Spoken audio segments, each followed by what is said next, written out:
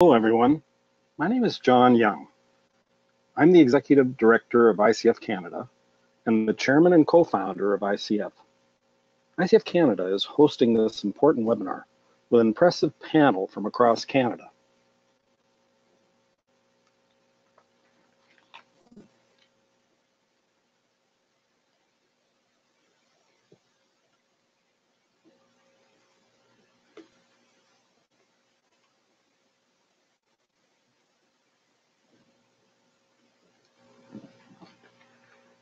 Before I introduce the panel, I would like to thank ICF and ICF Canada for hosting the webinar. And in particular, I'd like to thank ICF's Matt Owen for producing the webinar and on behalf of Infrastructure Canada and ICF Canada. ICF, which is also known as the Intelligent Community Forum, is both a think tank and a global network of cities, towns, and regions. Together, they explore, inspire, and work with communities to leverage information and communications technologies, especially broadband, and its exciting, disruptive applications, as well as its analytic data to help transform communities, help build economic prosperity, solve social challenges, make their communities more livable, and enrich cultures.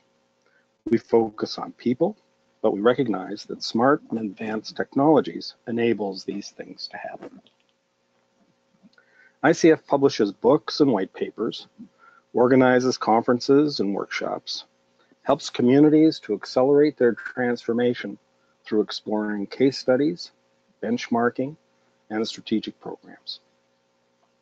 ICF also holds a year-long annual awards program and has developed national organizations like ICF Canada and institutions for the study of smart cities and intelligent communities.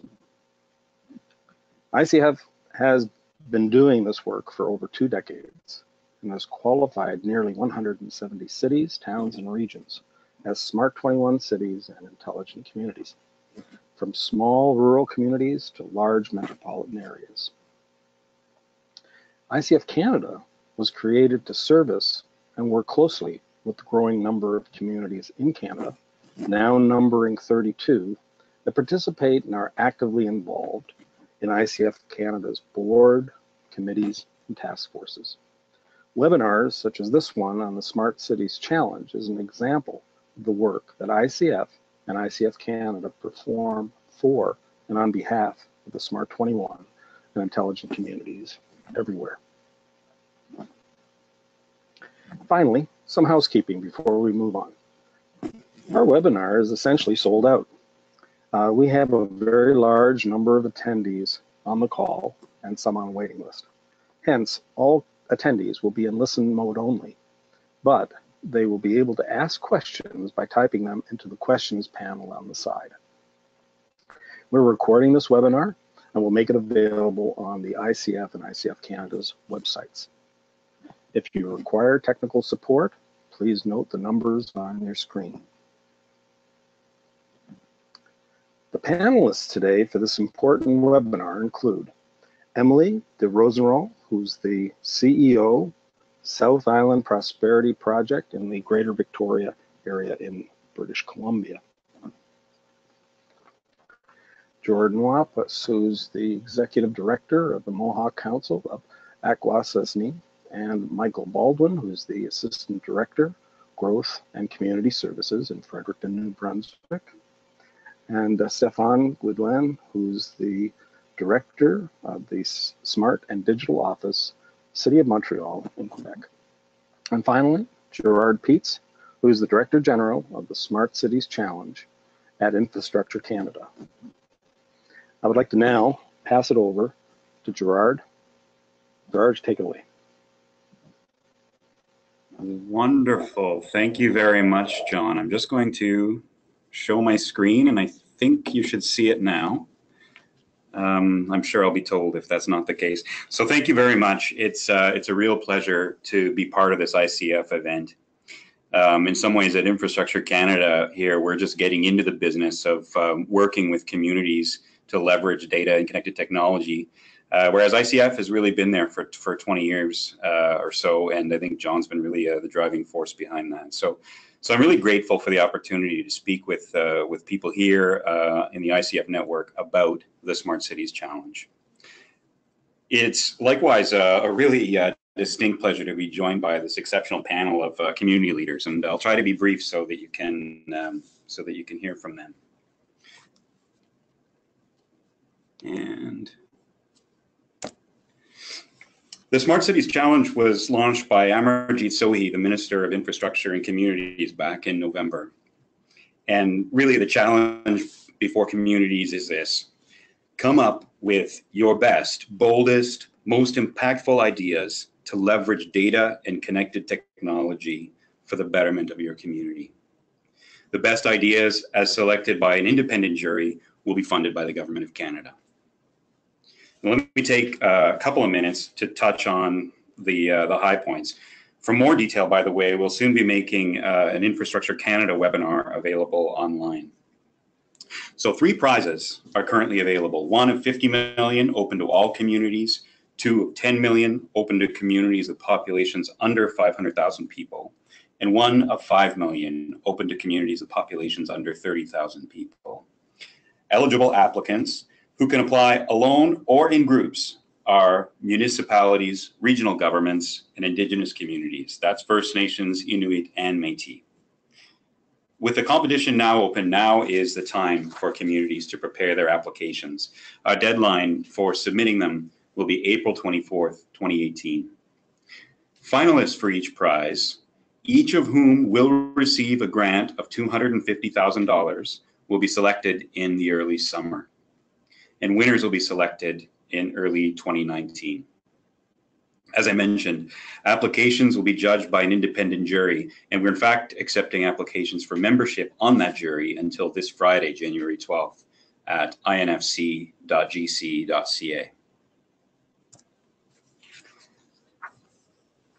So those are the basics, but I wanted to go a little bit deeper and touch on what I think really makes this a truly unique and exceptional process. And I'll touch on some of the themes that are important for communities to take away if they intend to participate in the challenge. And by far, the most important thing to know about the Smart Cities Challenge is that it's up to communities to lead the way. There are no preset goals or priorities in the process. There are no pre-identified technologies that we expect to be used. There's no common standard of technology or complexity that will be uniformly applied to all communities. Instead, the jury is going to be asked to evaluate applications primarily on the basis of how meaningful the proposal is, how ambitious it is vis-a-vis the community that's advancing it, and how impactful the proposal promises to be for the people who live in the community. All of this is going to get captured in each applicant's unique challenge statement. It'll be a single statement that encapsulates the commitment that the community is making to its residents, which will be achieved through the proposed use of data and connected technology. It has to be measurable and achievable because payments will be tied toward progress to achieving it. And of course, it'll depend, the evaluation will depend on how the challenge statement is backed up. What was the process of engaging residents to settle on tackling this issue as opposed to another? What ideas and views did people bring forward? And how did this influence the proposal? What's the basis for believing that the proposed use of data and connected technology will achieve the outcomes set out in the challenge statement? And does it build on a larger vision, a larger smart cities vision for the community, or an integrated community plan that will advance mutually reinforcing efforts? We really hope to see ideas as diverse as Canada itself, and we expect our communities to truly shine in what they bring forward. And at the end of the day, I hope we are able to say we accomplished 4 things. We absolutely want to achieve outcomes for residents in the communities that win and move forward to implement their smart cities vision. But for everyone who participates, we hope that they'll come out of this process better able to innovate. And along the way, we want to create opportunities for people to come together, communities partnering with other communities, and companies, not-for-profits, philanthropies, charities, public entities, all working together within communities. By doing this, we hope that we can create the enabling conditions to spread the benefits reaped by the winning communities across the country. We want sharing. We want open data. We want solutions that are replicable. So I hope everyone who is motivated by this kind of stuff really does decide to get involved. Community leadership is absolutely key. I know that my fellow panelists have been doing great things to get their own residents and stakeholders involved in a discussion, and this is really where it all starts. Defining ambitious, meaningful, achievable outcomes is where the rubber hits the road.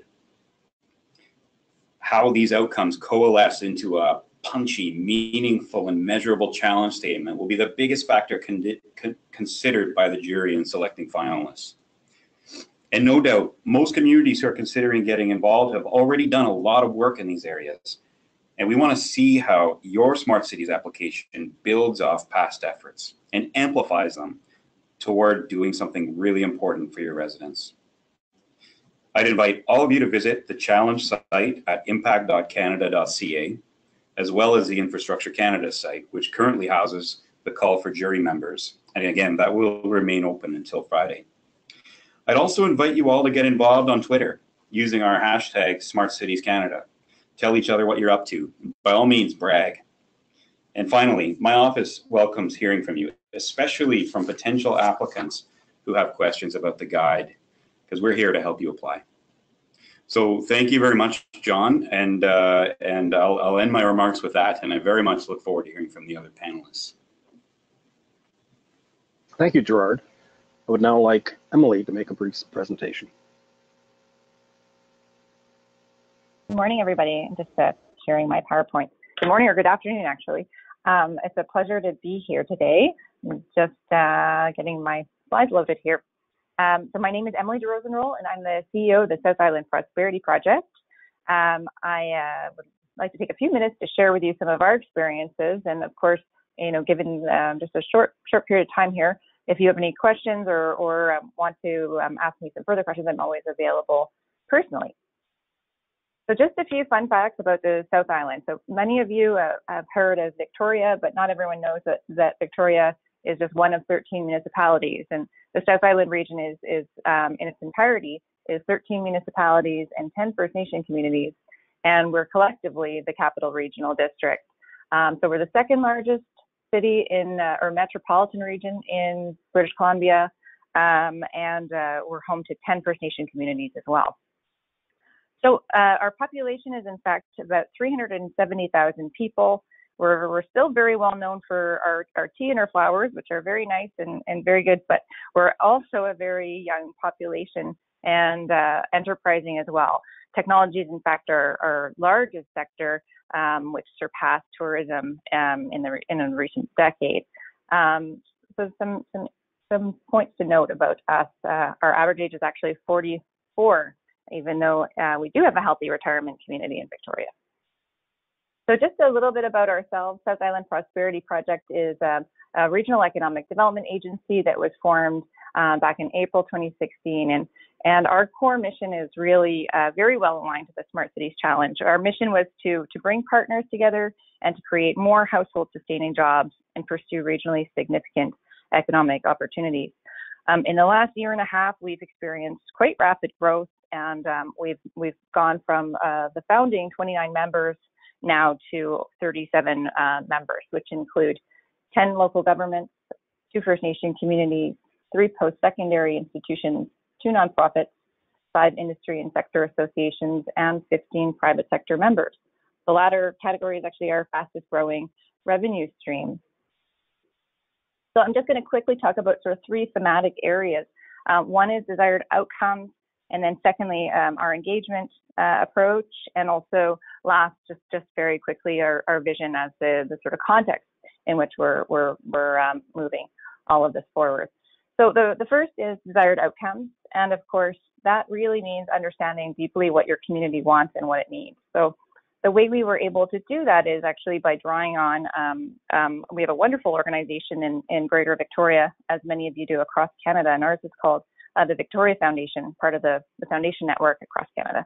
And every year they produce an annual report called the Vital Signs magazine. And it really is there to gauge, to measure and judge and talk to residents about livability and well-being of the region. And they draw on about 16,000 volunteers to go through these areas. So we were able to choose thematics that we knew were of deep importance to the community: transportation and mobility, housing and affordability, economic resilience and inclusion, human health, and environmental health. So in order to move this forward, we formed a partners committee, and that's comprised of 10 municipalities, 2 nonprofits, and a First Nation community. And taking those 5 key challenge themes, we were able to go a step further and then begin to vet those and get real input from the community. And we were also able to measure it through this new publication called the South Island Prosperity Index. So the next thing I'll talk about is engagement and transparency. We've made that a core priority of everything we do, and it's sort of based in the mandate and mission and fabric of Prosperity Project. So it was a good fit for us. So our tagline, as you can see, Smart South Island, is all about citizen-inspired transformation. So we try to walk the walk as well, and I'll tell you how. So the Smart South Island website is is a sort of one place you can go to get engaged and share your smart ideas. We launched that late November.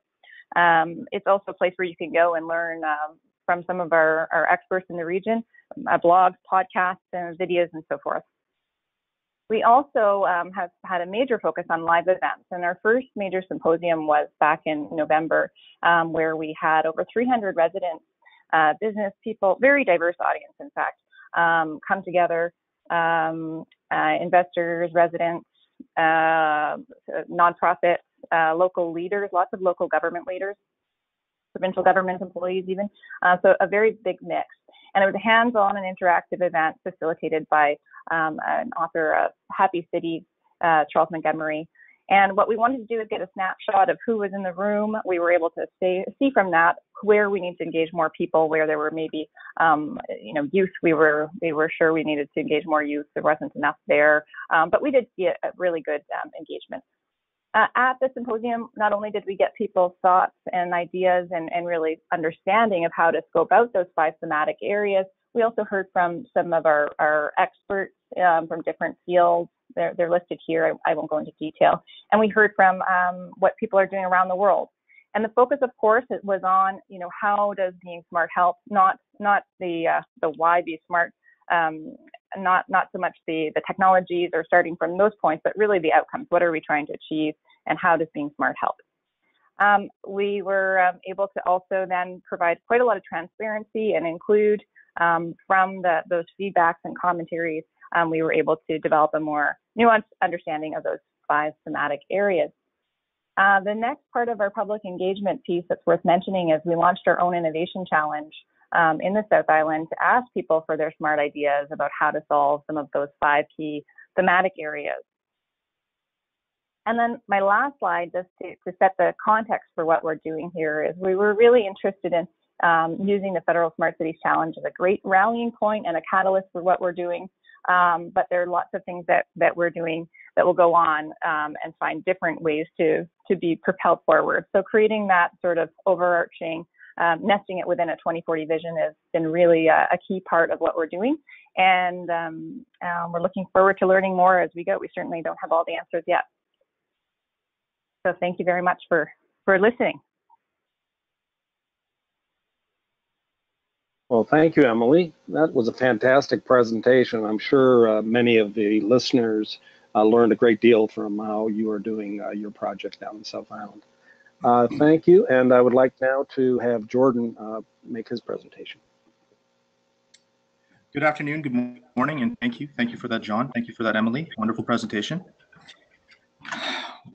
First and foremost, my name is Jordan Wapas. I'm the Executive Director for the Mohawk Council of Akwesasne. I wanted to provide you all with an update on what we're doing for engagement and transparency, how we're approaching the challenge, and some of the issues challenges and issues that we're currently experiencing. But before that, I want to give you a quick overview of MCA, or the Mohawk Council of Akwesasne. So we are one of Canada's largest First Nation governments. We have approximately 1,000 staff. The community population is about 14,000 on the Canadian portion. I'll go into a bit more detail on the next slide as to what that means. With our elected leadership, we have they're very progressive and forward-thinking. The strategic priorities identified in the strategic plan in 2016 are modernization, sustainability, self-determination, and well-being. And we see these as a natural migration into what a smart city is, and a great fit into this application through this process. So for those who don't know, Akwesasne, we are one of the most jurisdictionally unique and geographically unique communities in all of Canada. So we're often referred to as a multi-jurisdictional territory. So we're divided by 2 countries, Canada and the United States, and divided again by 2 provinces, Quebec and Ontario, and again by the state of New York. So as you can see from the slide, the international border runs directly in the middle of the community, creating the northern portion, or the Canadian portion of Akwesasne, and the southern or the United States portion of Akwesasne.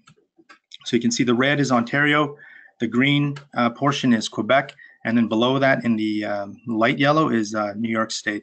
So in terms of and service delivery programs, sometimes it's quite challenging, but we make do. So when we first heard about the Smart Cities Challenge, we thought, great, you know what, let's see what our community thinks about this. So we posed a question on our social media channels, and we asked the community what smart improvements would make Akwesasne a better community. And in terms of engagement, this was one of our most engaging, interactive posts in terms of reach and in terms of participation that we've had. In our Facebook's history, we have about 4,700 followers right now on the page.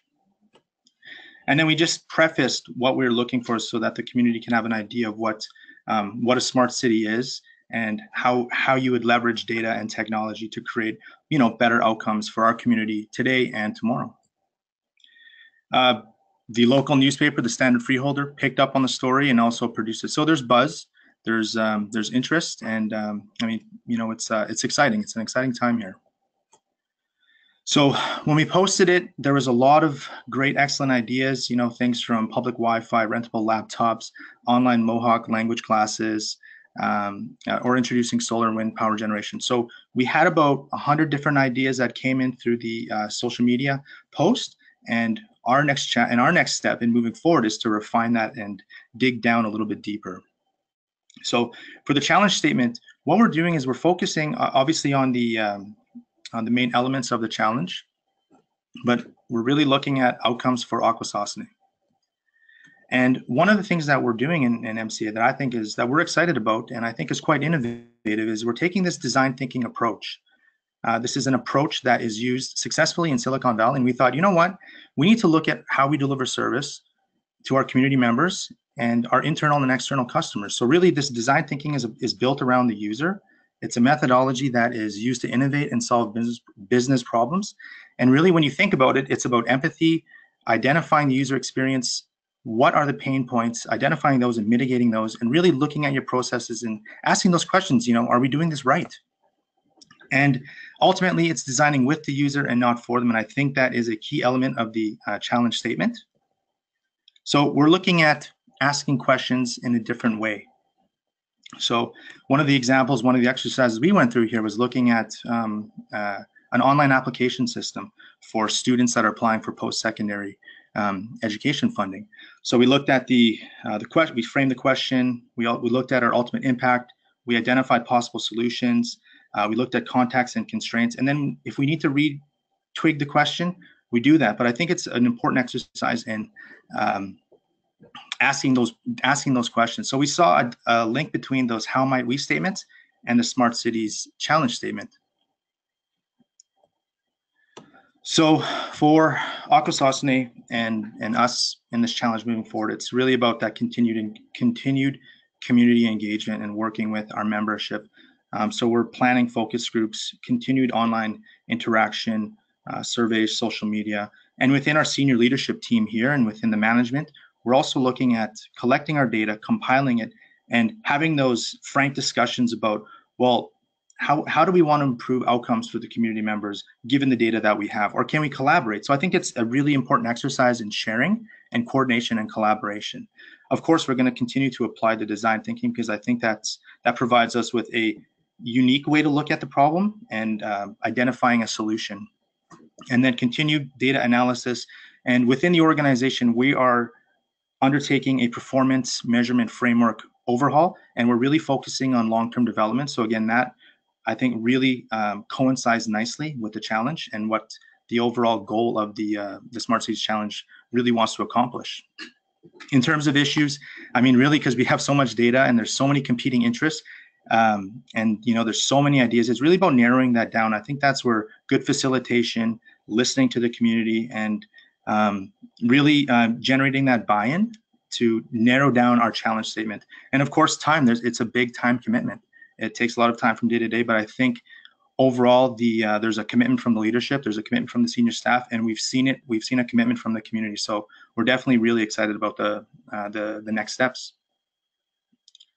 So I'd like to thank everybody for your ear. And again, if you have any questions, I'm more than happy to respond. Thank you.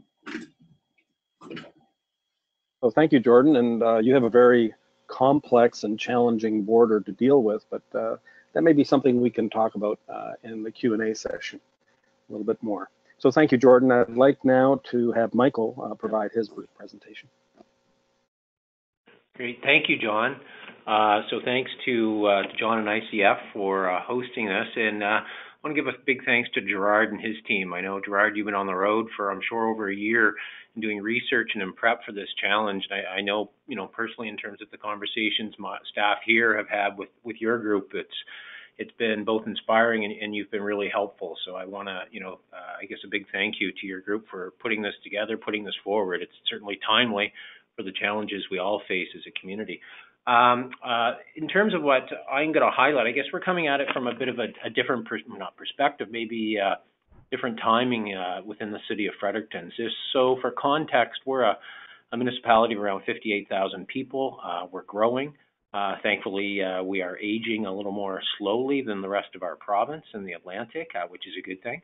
However, our greater area is 100,000 plus. So, we're a fair-sized city, which is good. That creates some opportunity for us. So in terms of the Smart City Challenge, I guess it comes at a perfect time because we have a culmination of a number of things that are coming together at once. And I guess I'll start with where we've been and where we're going with regard to economic development. And I should also say that both Emily and Jordan, even though I'm participating on this, I think I'm certainly getting some good, strong takeaways from the work you folks have done in terms of your engagement piece to bring the challenge forward. So we can learn from that.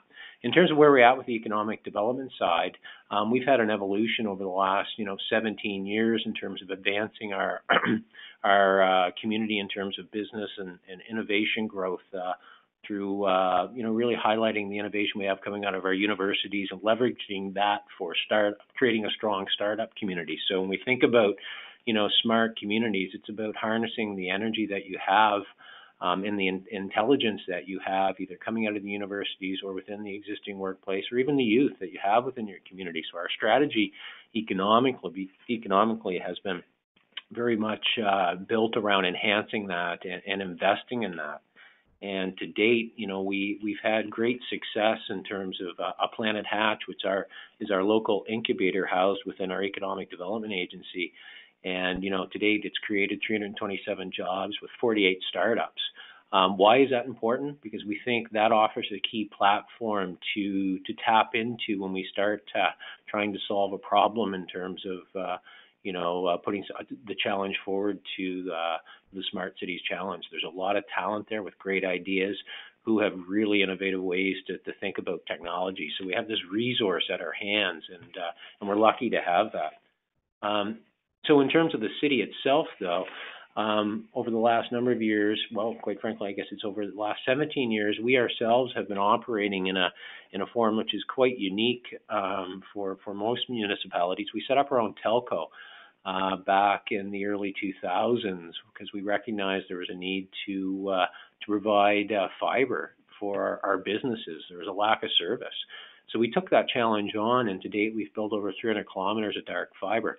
You know, back in the day, part of the public spin to that was free Wi-Fi. That was neat. It was cool in the time. I think times have changed. It's really more about the benefit that dark fiber brings to our creative community, our tech community.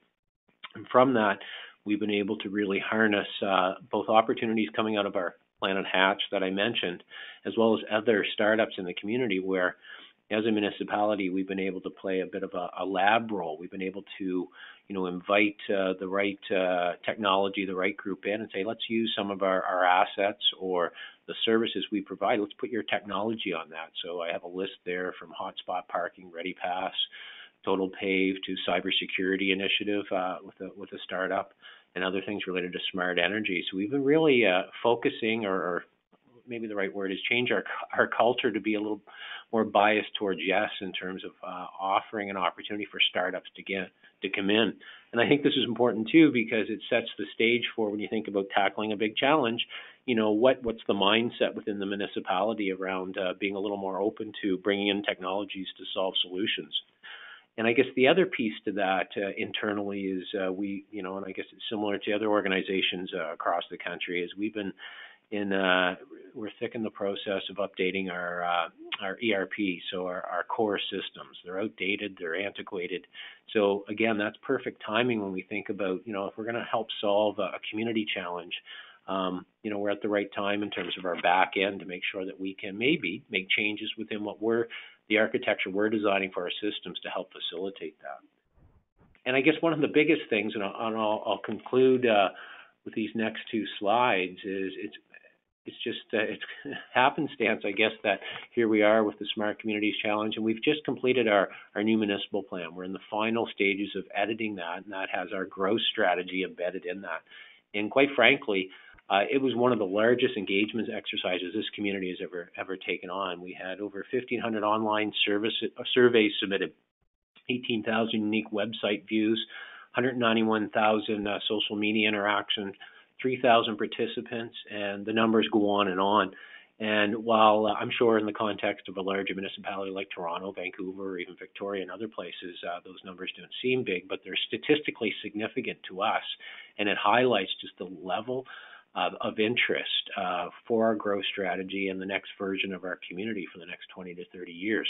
So we have this huge body of work and engagement to draw from to identify, you know, maybe what is that challenge that we can start to work on. So long story short is we've had a number of things going on in the background over the last, I guess, number of decades, but it culminates this beautiful body of work of engagement, of a bias towards yes with the startup sector that we can now harness and form an engagement task force to start to define our challenge. So I'm going to take the ideas from Emily and from Jordan how to do that, but we've got this sort of ground up body of work now that we're going to harness and task the group with to come up with what our challenge is. So it's exciting.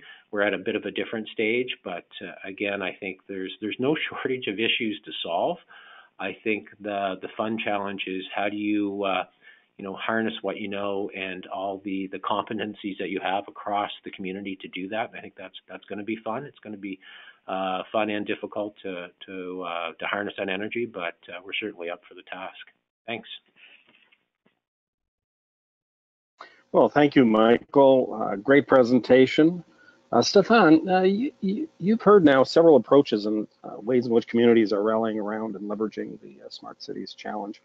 Since you don't have a presentation, why don't you provide us with some of your comments on how Montreal is approaching the Smart Cities Challenge, and maybe reference some of the topics that have come up in previous presenters. Yeah, sure.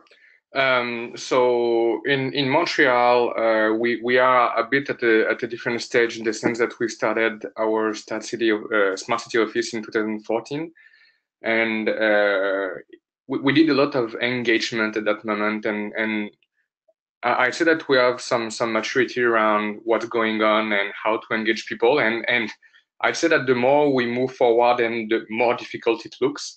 In the sense that we've experienced different things, and So for example, in our first engagement period, we had something like 300 IDs and thousands of people that were met, and we had discussion both in libraries and other places. And for the past 2 or 3 years, we worked on implementing all those IDs. So we came up with improved public Wi-Fi. We have a smart city accelerator, a venture fund for smart city initiatives, and so on. But the interesting thing that brings the challenge is really try to have an impact. And it's not saying that what we've done in the past wasn't with impact. It's just that measuring that impact comes up to be very difficult. And I think that's my key point for all the people on the call today is one of the key aspects of the challenge is to work on something that's measurable. And in my view, based on our experience, it's probably the most difficult thing, in the sense that it's very, I will not say easy, but it's feasible to come up with some very interesting projects and that are obviously impactful if they are well implemented. But being able to really evaluate the impact from the point of view of the citizen, so coming up not from cold metrics, but something that really means something for citizens is very difficult. And I'll take a simple example around mobility. It's quite easy to see, the level of congestion or the time being waited to get some bus, some things like that. But it's not always translated directly in a higher well-being in citizens. So that's basically my key point. And if I'm to move forward a little more about how we are continuing on the Smart City Challenge, so for the moment we have had discussions with lots of regional partners, the CMM, which is the regional body, transportation agencies, the Chamber of Commerce, and so on. And we are working on evaluating all the data that we have collected in the past years, following some surveys and so on. So we have something like thousands of surveys and reports that have been built by the resiliency strategy, obviously the smart city strategy, and other local neighborhood organization that also did some surveys. And based on that, we will try to go in an engagement strategy, but only on the gray zone that we have after all this analysis. So we will really take our time to evaluate what was done in the past and slowly see what are the missing information that we have based on this data, and try to go in an engagement strategy only with that. So it means that for the moment, we didn't do any call for action publicly because we are still in the evaluation process. One other point is currently we are reviewing our digital strategy delivery for Montreal. So we are not at the point where we might see the benefit to propose some city-led project. So we will mainly work on partners projects. So what we will try to get is to get projects from local partners, whether they are private organization or non-profits, and work with them and use the work that we will do for the challenge to improve our partnership more than improving our own operation, because we already have some ongoing project on that. I'd say that just to conclude, because we are a little late.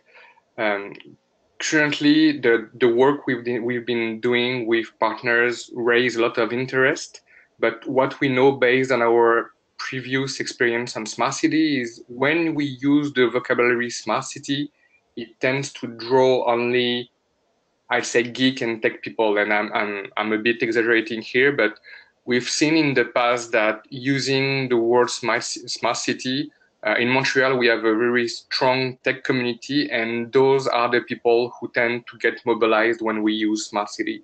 So probably in the coming months of this challenge, we will evaluate if and how we use the smart city vocabulary, and not just do some overall engagement of what are the needs and where we want to go as a community, and not necessarily underline the fact that it has to be technological. That's it for me. Okay, well, thank you, Stefan. I'd like to thank everyone for this really enlightening overview of what's happening in all of your communities to leverage the Smart Cities Challenge. And what I'm doing is I'm receiving questions from the audience. But before I'm going to take on the audience questions, I have one general question that I'd like to ask every one of you. And it's as follows. Has the idea of the Smart Cities Challenge inspired your community to do something that it otherwise would not have done or even thought to consider doing before the Smart Cities Challenge came forward? Let's start with Emily. Okay, thanks for the question.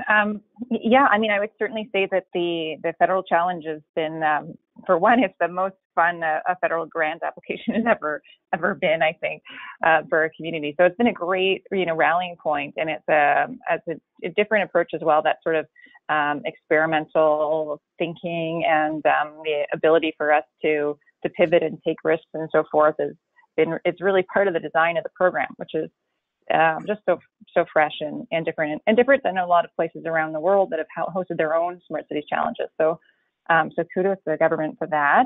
And yes, of course, it's been a great rallying point for all of us to be able to take a look at this, and I think a point of pride for people as well to realize to sort of give us an opportunity to look at ourselves and realize that sort of where we actually are and where we can be. Jordan, do you want to add something to that question? Yeah, absolutely. I think for us, it has been, again, a rallying cry as well. I'll echo Emily's words. And it's important for us to think about technology, sustainability, green technology, because here in our community, our population is, and everybody knows this, or if you don't, I'll share with you, the Aboriginal population is young. And a lot of our users, a lot of our community members is that younger segment of the population who are familiar with technology.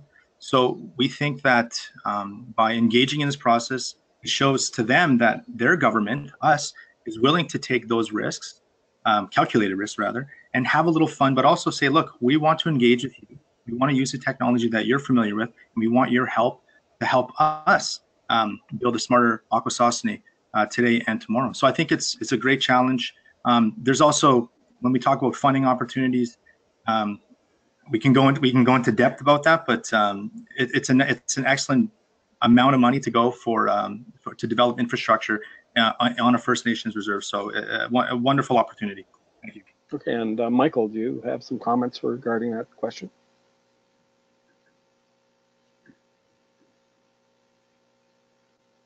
Okay, Stefan, do you have a comment on the idea of the Smart Cities Challenge inspiring your community to do something that it otherwise would not have done or thought of?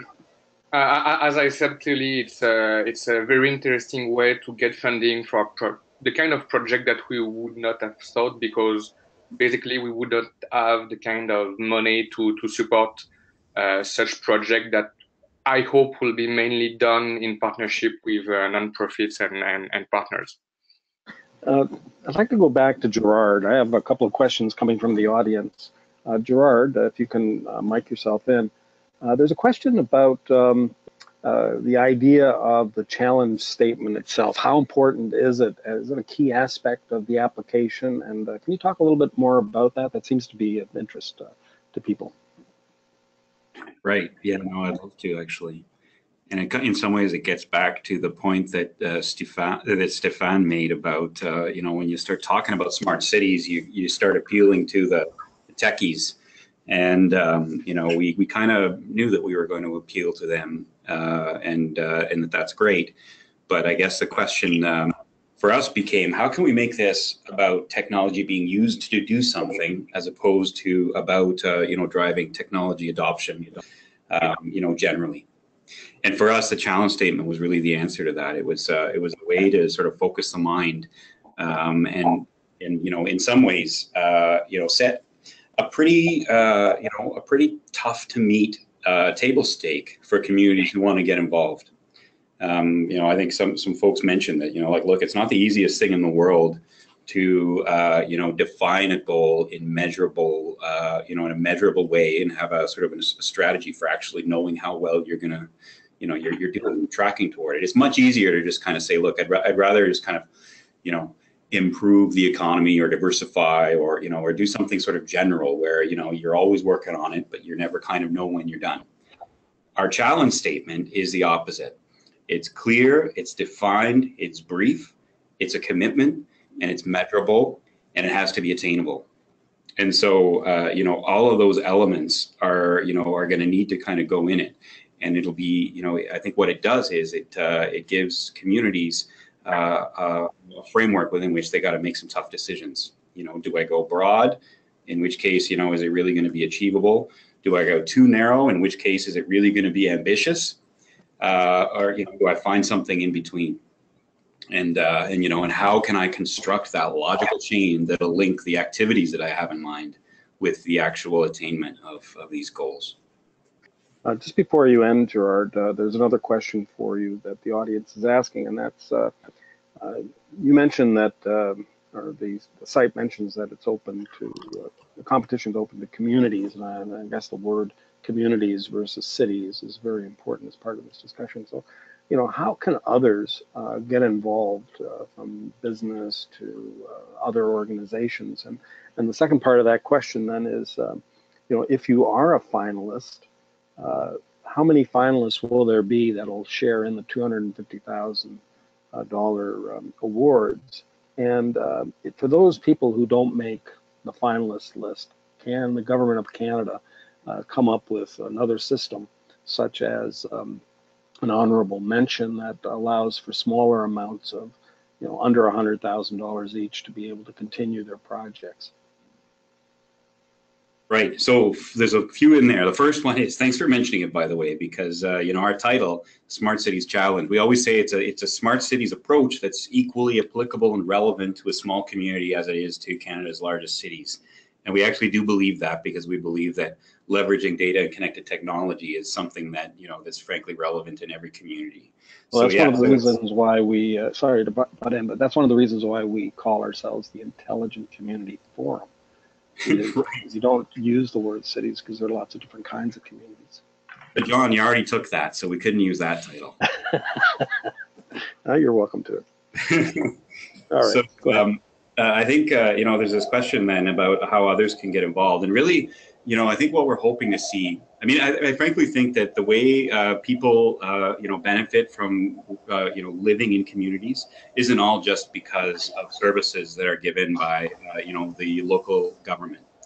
There's all hands on deck, in terms of, working together as a community to deliver services. And obviously companies are involved, not-for-profits are involved, other people are involved. And so under that leadership of the government, the local government, it's a municipality, a regional government, or an Indigenous community. We do hope that we see robust partnerships form where, essentially whatever organization and whatever. I just got muted there for a sec.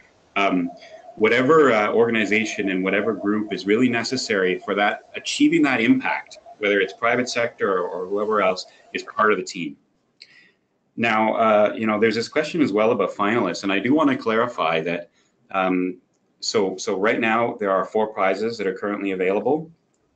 For each one, we do envisage having 5 finalists. In some ways, it'll depend on the process and the applicant pool, et cetera. But we do envisage having 5 finalists, and each finalist will receive a $250,000 grant. And so that will be a grant. That won't be a contribution, and it'll be upfront money. So it's not going to be shared, in any way. It's each finalist gets it, and part of the application is, if you get it, what do you plan on doing with it? And part of the final thing for the people who are selected on finalists, part of the final evaluation will be, what did you do with it? Because we do want to kind of learn. In leaving something wide open, we want to learn what the money actually went to supporting. Okay. What about this idea of a smaller amount for honorable mentions? Is there such an opportunity? Right. Yeah. I mean, I think, you know, in some ways there's the way things go is that good ideas tend to find a way to get funded. I think, you know, for our purpose, we do want to kind of keep, well, first of all, the answer is no. There is no plan in place for, you know, the support of people who, you know, don't win. But I mean, I think that this is, I really do hope that's a good idea come forward, really start, get other people's attention. There are other funding sources. There are other, you know, things might be doable on a smaller scale, et cetera. And I think that's what we saw in the United States, their smart cities towns. That's something that we see. Okay, well, thanks, Gerard. And I'd like to go back to Michael Baldwin for a moment. I hope you're able to connect. This idea of aligning your ideas, your plans with the Smart Cities Challenge, whether they are exactly what the Smart Cities Challenge criteria might be or not. I think it's important to look at that alignment with your community plans. You have Imagine Fredericton. Can you talk a little bit more about that whole process and how you see it coming to fruition after hopefully you win one of these things? Well, thanks, John. No, I think that's a great question. As I mentioned when I chatted, this challenge is coming forward at a time, really good timing for us. So we've just you know, ended as I mentioned, one of the most extensive consultation processes that we've ever undertaken. And you know, Imagine Fredericton was really the challenge. There was to imagine what your community, what the city of Fredericton is going to look like in the next 10, 20, 30 years. So, you know, in New Brunswick, municipalities, it's interesting, we play this delicate balance in terms of how involved we get with the social side, so the social service side by legislation. That's not our role. You know, we're really about service to property. You know, and I'm not trying to be coy there, but we play a very, you know, by design, we're supposed to play a limited role there. But what we're finding is we're having to, more and more, we're challenged to offer, you know, not so much the social service, but support them.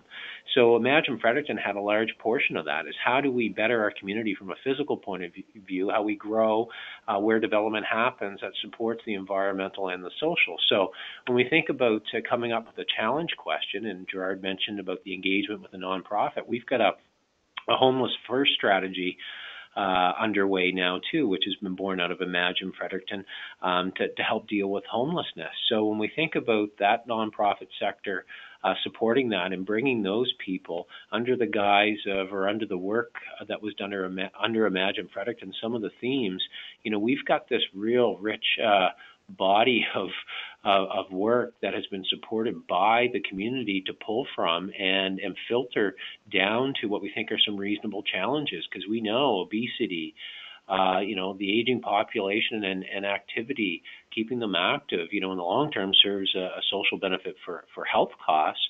But that's something we can make changes in our end through, you know, whatever the case may be, to improve our services or improve infrastructure, or perhaps monitor better so we can improve infrastructure to meet one of those health/social outcomes. So I think for us, drawing on the body of work done to date, our relationships with startups and our bias towards yes really puts us in a good place to maybe tackle you know, it's an interesting way to pose a question. Let's think about a priority. Let's think about a challenge that we need to solve. I think it's just perfect timing, and I think it really gives us a real concrete talking point to go into a facilitated session with their community to come up with something meaningful. So I think it's just really good timing with the amount of work we've done today.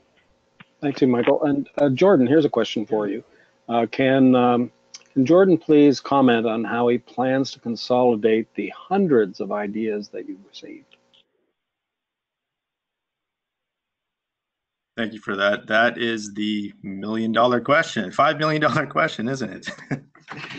Yeah, you know, I think what we have to do is we have to spend a bit more time with the senior team. And when we have those engagement sessions, when we do those design sprints with, or those exercises with the community, I think it'll we're just hoping it'll organically, you know, come out, because again, of those 100 ideas we have, I mean, some of them are great, some of them are, you know, not so great. Really, the short answer is I don't know. I guess we're just gonna have to be brave and bold, I guess. Well, that's maybe the answer. You said it right. That's the $1 million question. You're going to have to work it through, and I think a collaborative effort will come to fruition at the end. I've got another question here quickly. We are coming close to time, so I've got to try and get these questions in. There's a question about small communities, and the bigger cities are already kind of rich, they're called, and they have money to put towards a smart city effort. What about the smaller communities? How does everybody think about the efforts of these smaller communities coming forward? How best can they put forward their best foot in this this process? Anybody want to tackle that? It's open to the group. I'd be happy to. It's Gerard. I think the first thing is, you mentioned about the money, and that's really kind of where we come in. I think that that's a big factor in our decision to phase this out into a finalist phase where people get $250,000. And it's really at that finalist phase where we think that a lot of people are going to face some of the really tough stuff around detailed project planning and engineering and et cetera. And so we hope that $250,000 goes part of the way. But then I think in terms of adjudication, we're going to ask our jury to evaluate the proposals that come forward, reference back to the community that bring forward. So it's not a single standard that's going to be applied to Canada's largest city. I think that's a huge design feature that should make every community in Canada feel that they've got a really great shot at this.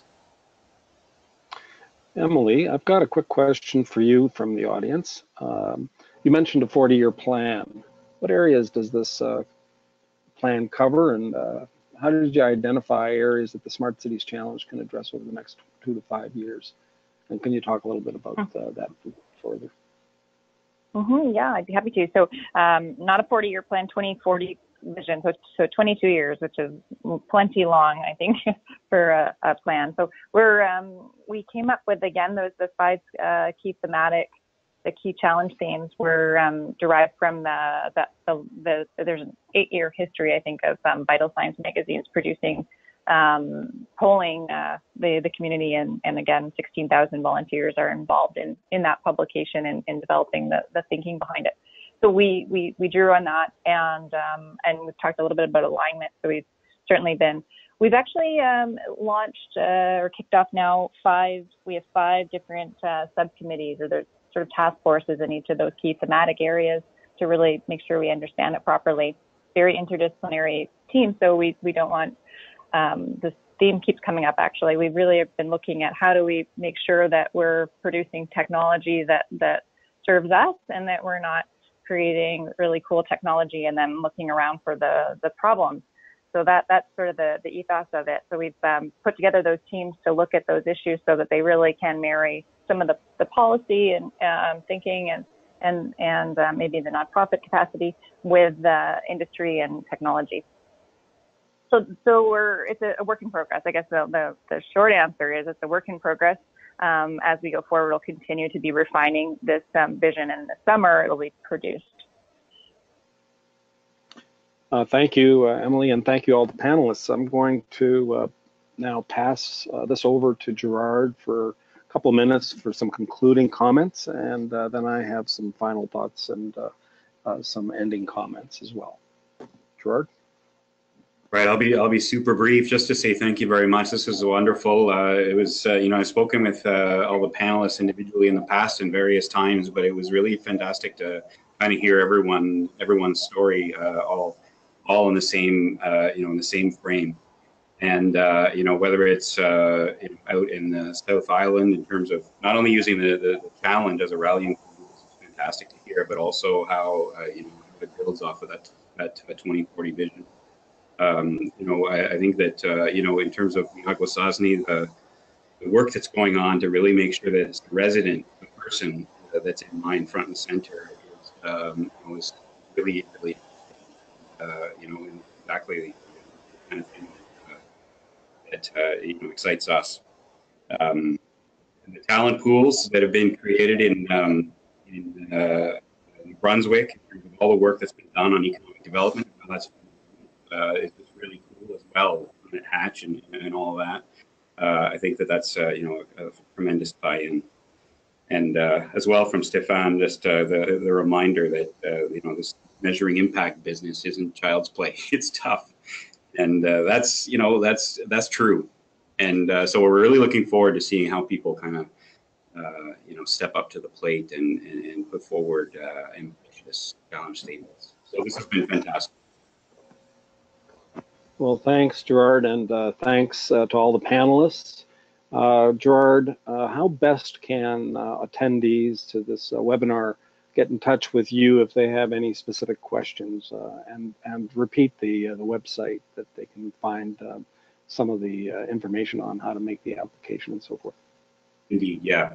Any community who's interested in applying, or anybody who wants to better understand the process of getting involved in the challenge, to go to impact.canada.ca, which is the government-wide site that is hosting the Smart Cities Challenge. As well, on our departmental website, infc.gc.ca, there's information right now on how to get involved in the Smart Cities Challenge jury. And beyond, there's also a link to contact our team. We have a generic inbox in which we receive and respond to questions in a really quick manner. And then finally, the hashtag Smart Cities Canada is where people can get involved in a broader discussion. Well, thanks again, Gerard, Stefan, Michael, Emily, Jordan, and Matt Owen for producing this.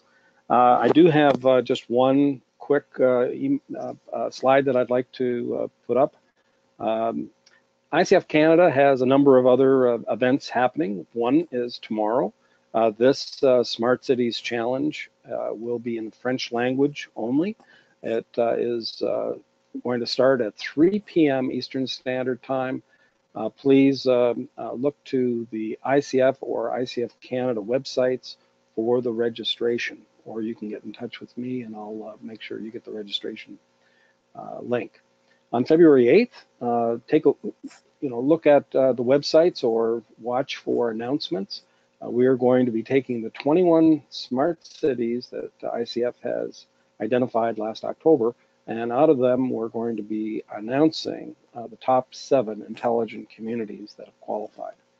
In June, from June 4th to the 6th in London, England, not London, Ontario, London, England, ICF will host the Summit, 2018 Summit, and the theme is humanizing data. It's going to be an exciting opportunity to meet with lots of European and other thought leadership. And on June 4th to the 13th, part of the summit and other foreign direct investment opportunities that intelligent communities using the brand and differentiation benefits will be able to travel with ICF Canada as a delegation to both London and to Liverpool to the World Forum on FDI. So if you're interested, please contact me through the ICF Canada website. Thank you all. Thank you to Infrastructure Canada for organizing the Smart Cities Challenge. We're all looking forward to the results, and ICF Canada will, of course, monitor and report through its ICF Canada newsletter. Thanks, everybody. Bye for now. And one final note, this is Matthew Owen with ICF, the Director of Operations. We do want to note it's not visible on this calendar right now, but there is a follow-up webinar currently under consideration for British Columbia that should also be taking place in February. So please keep an eye on our event calendar for that, which you can view on our website, intelligentcommunity.org. Thank you all very much for attending today.